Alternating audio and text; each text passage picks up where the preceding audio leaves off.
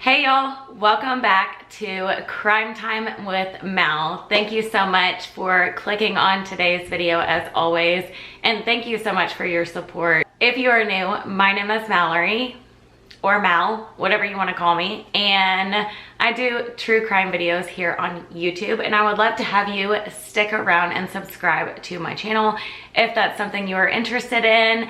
And I want to start out by giving a little disclaimer. Please be nice here on my channel. Do not talk about anybody in my channel that I mention, like reach out to them in the public or speak badly of them in my comment section. It will get deleted. I really want my comments to be nothing but a positivity. There's so much negativity. There's so much negativity in this world that I just want this channel to, even though it's about true crime, I want somebody to come to it and just not have negativity going on. You know what I mean? So just keep it kind in the comments down below, please. Also, this video is for educational purposes only. I have researched these cases that I talk about to the best of my knowledge, and all information that I receive is from newspaper, family statements, the media. They also come from the TV shows that I watch. So if I miss anything, or if you know about this case that I did leave out, please leave it down in the comments down below. And let's get on to today's video.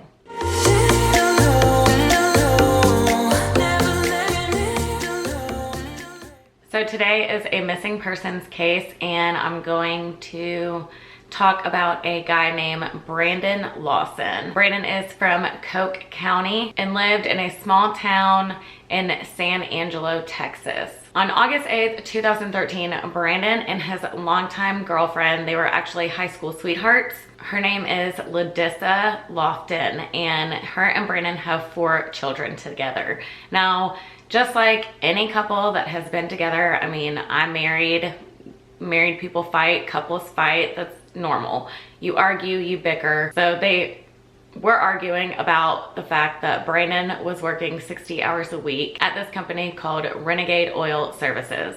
So like I said, he was working 60 hours a week, long hours, and he actually did not come home the night before. So his girlfriend was just a little upset. I mean, understandably. But another reason why she was upset was Brandon also, I forgot a disclaimer, the triggering topics will be brought up in this video.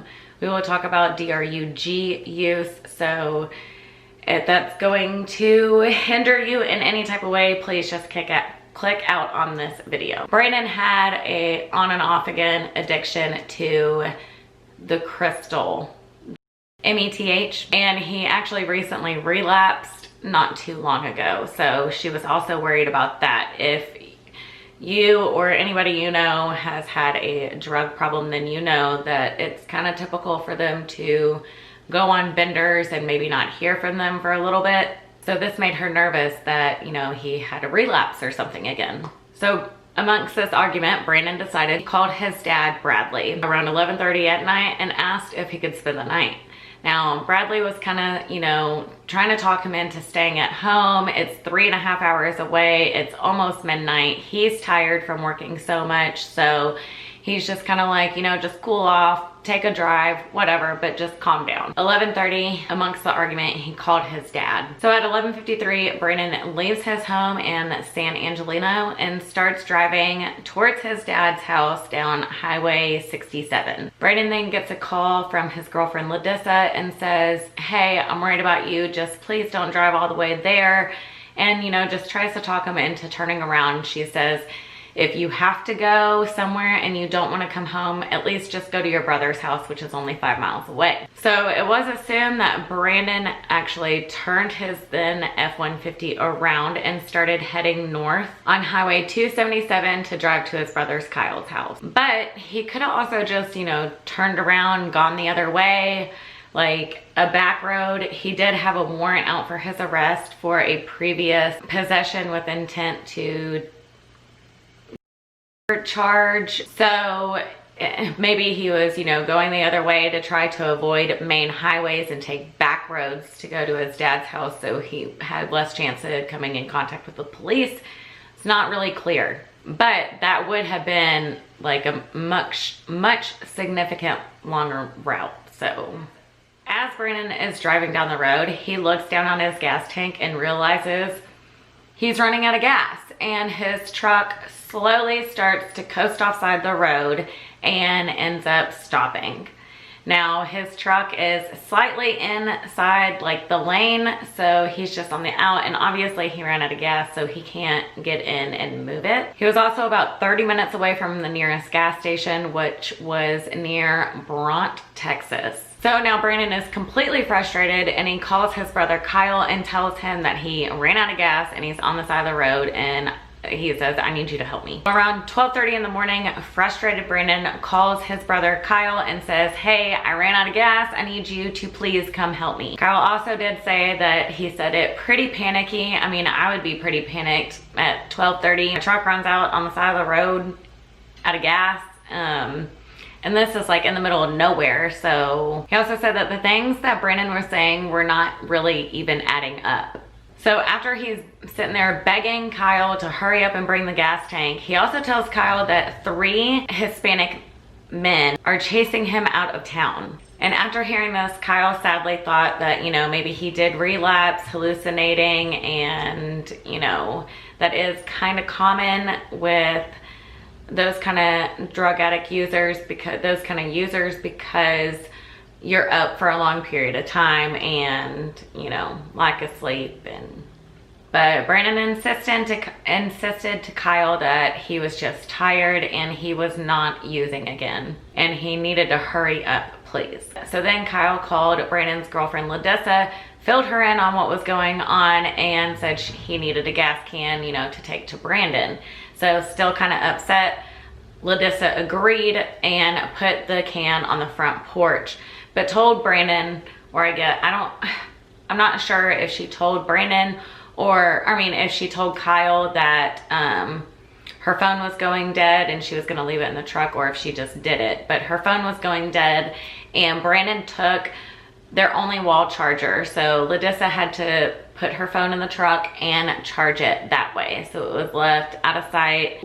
And then Ladissa then went and took a shower and went to bed. So now Kyle, his girlfriend Audrey, and their 4-year-old child got into Kyle's truck, and they all drove to Ladissa's house to pick up this gas can. While Kyle was on his way, he realized that his check that he deposited that day has not cleared yet, and he needed that check in order to go get gas. So instead, he decided that he was gonna go pick up the can, go to Brandon, get money from him to get gas, then go back to the gas station to put the gas in the can, and then go back to the truck to fill up Brandon's truck to get him to the gas station. Now, while this is all happening, a unidentified person calls in to 911 and says there's an abandoned truck on the side of Highway 277 and it's blocking the northbound lane. Now, Coke County is a very small county, like I said, very small town, and they had very few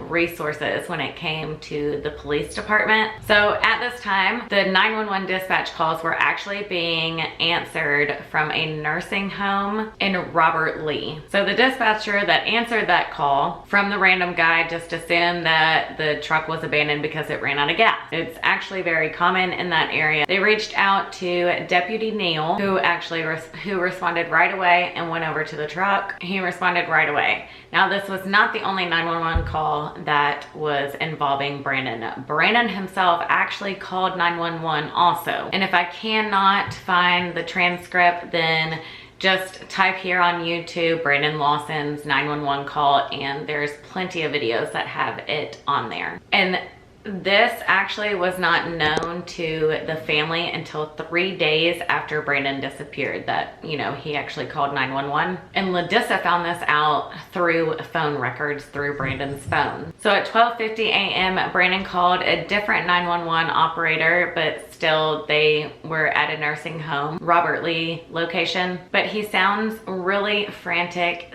scared, and just scared, honestly, scared out of his mind in this 911 call. Brandon explained to the 911 dispatch officer that he was running in the middle of the field somebody was chasing him and he ran out of gas. The 911 dispatch then asked Brandon if he needed an ambulance, if he was okay, and he said, no, I need cops. After that, Brandon just stops answering everything and the phone disconnects. The dispatch officer tried to later on call Brandon back, but his phone went to voicemail, and the 911 dispatcher ended up leaving Brandon a voicemail. But no officers were sent out to Brandon's location to check up on his call.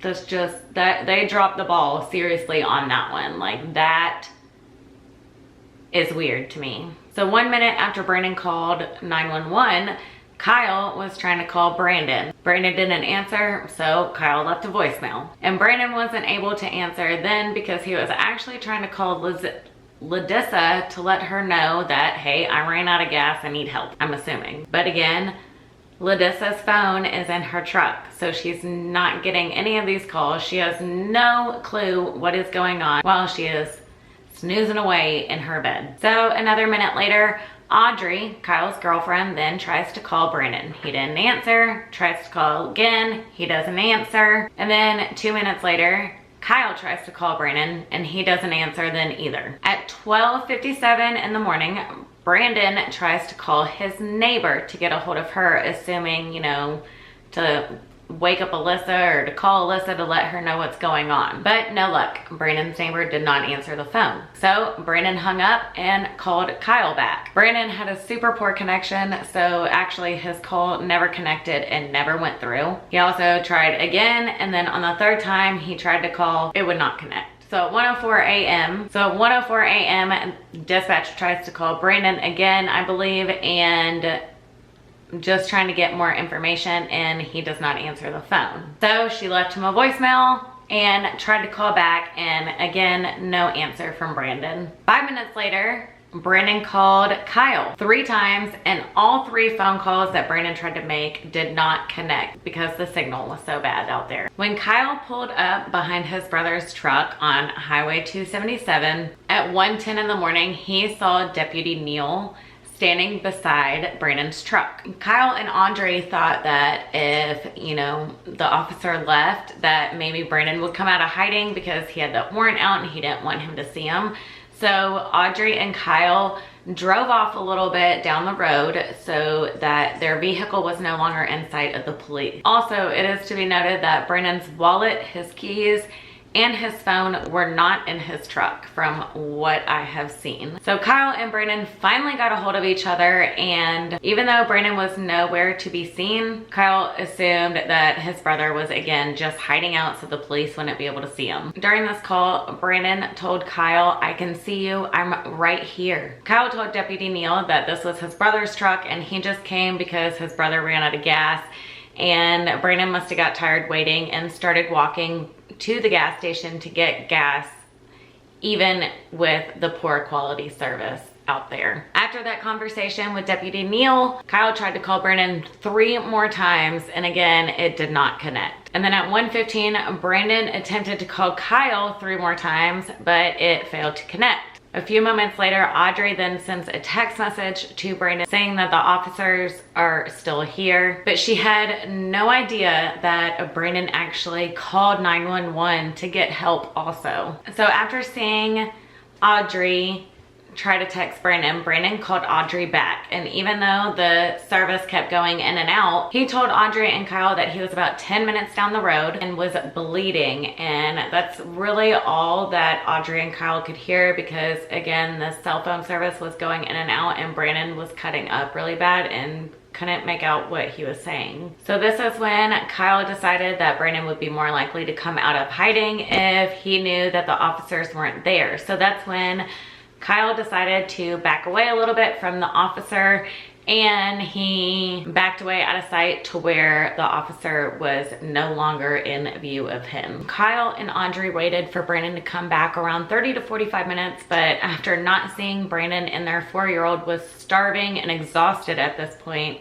Kyle made that decision for his family to drive Audrey and his son back to the house so that they could eat and get some rest. So around 2 a.m., Kyle and Audrey arrived to the house. They fed their son, and Audrey decided to stay back in the house to get some sleep and to be there with the child. Around 3 a.m., Kyle realized that his check cleared, so he left to go get gas for Brandon. And it is to be noted that any call that was made to Brandon, it just went straight to voicemail at this point. So his phone was either turned off or the battery died. At 4 a.m., Ladessa gets her phone from her truck and she is shocked at how many missed calls and messages there are from Kyle, Brandon, and Kyle and Brandon's mom. So anxiously, she calls Brandon and it goes to voicemail. Then, assuming Brandon had no service, she calls Kyle. And Kyle filled in Ladessa of what happened that night.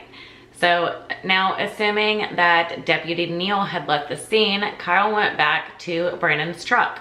And around 5 a.m. is when he got to the truck and realized that everything was pretty much the same. And Brandon was nowhere in sight. Now, Kyle took his friend with him, and on the way, they filled up the gas can to fill up Brandon's car, just in case, you know, he needed it. So now at this point, he starts yelling out for Brandon, and his worry starts to kick in. And now silence. He's not answering to his name being called out. So panicking even more, Kyle then starts walking up and down the highway, screaming out for Brandon, and nothing.